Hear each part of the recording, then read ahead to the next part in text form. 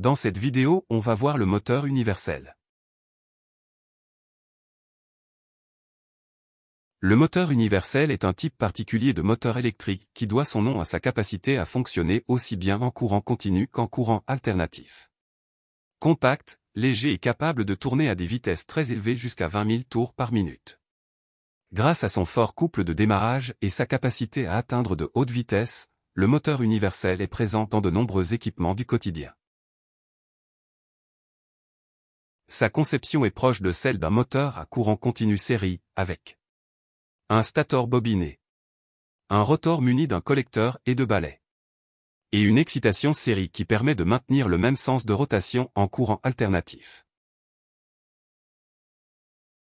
Le stator est la partie fixe du moteur universel.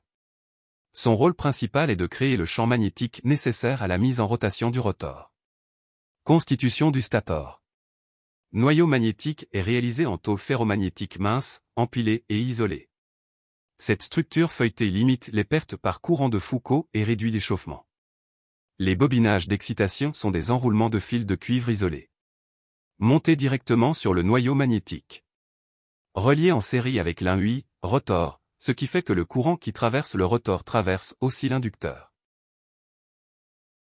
Le rotor, appelé aussi induit, est la partie tournante du moteur universel. C'est lui qui reçoit le courant et transforme l'énergie électrique en énergie mécanique, rotation. Se constitue de noyaux ferromagnétiques feuilletés, formés de fines tôles en acier doux isolées entre elles. Réduit les pertes par courant de Foucault et sert de support aux enroulements de l'induit. Bobinage de l'induit. Réalisé en fils de cuivre isolé. Disposés dans des encoches du noyau magnétique.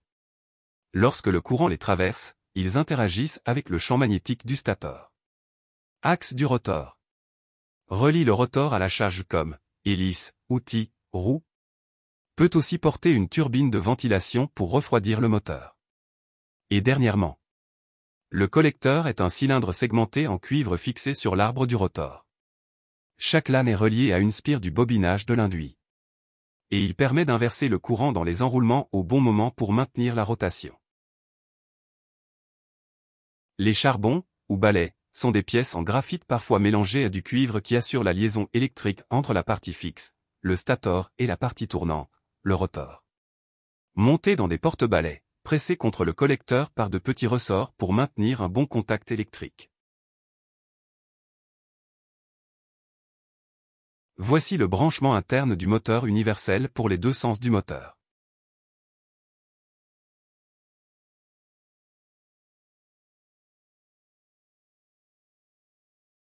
Le moteur universel est l'un des plus utilisés dans la vie quotidienne parce qu'il est léger, compact, puissant et fonctionne aussi bien en courant alternatif qu'en courant continu. Il est utilisé dans les applications comme mixeurs et robots de cuisine, aspirateurs, machines à laver, perceuses électriques, scie sauteuses et circulaires, ponceuses, visseuses filaires. Et maintenant voyons ensemble les avantages du moteur universel. La grande vitesse de rotation peut atteindre 10 000 tours par minute à 20 000 tours par minute. Le couple de démarrage élevé, compact et léger, peut délivrer beaucoup de puissance dans un petit volume. Alimentation flexible, fonctionne aussi bien en courant alternatif qu'en courant continu. Facilité de réglage de vitesse, simple à contrôler par variateur électronique. Peu coûteux à fabriquer comparé à d'autres types de moteurs de même puissance. Et maintenant ses inconvénients. Durée de vie limitée, l'usure des balais en charbon demande un entretien ou remplacement. Bruit élevé à grande vitesse, il est souvent bruyant. Rendement plus faible que les moteurs asynchrones, perte par frottement, échauffement. Étincelle au balai, risque d'interférence électromagnétique et d'usure rapide.